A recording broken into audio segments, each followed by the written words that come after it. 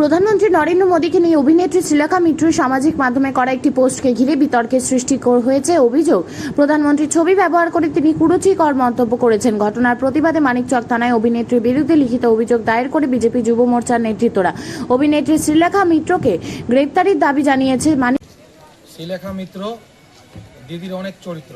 24 তারিখ সিপিএম ছাত্র সংগঠনের দ্বারা ধর্মতলা থেকে শিয়ালদা থেকে ধর্মতলা পর্যন্ত একটা ওরা ছাত্র বিক্ষোভের আয়োজন করেছিল। সেই বিক্ষোভে উপস্থিত ছিলেন আমাদের টলিউডের অভিনেত্রী, যাকে সবাই আমরা চিনি, শ্রীলেখা মিত্র।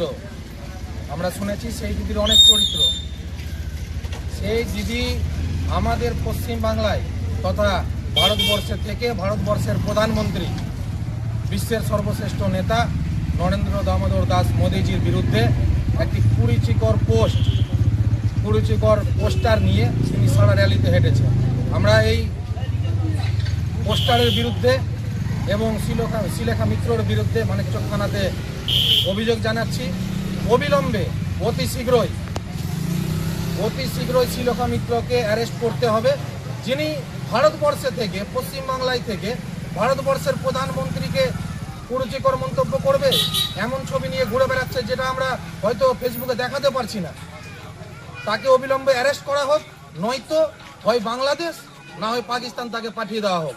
আমাদের দেশে থেকে, আমাদের রাজ্যে থেকে প্রধানমন্ত্রীর বিরুদ্ধে কোনো কিছু আমরা সহ্য করব না।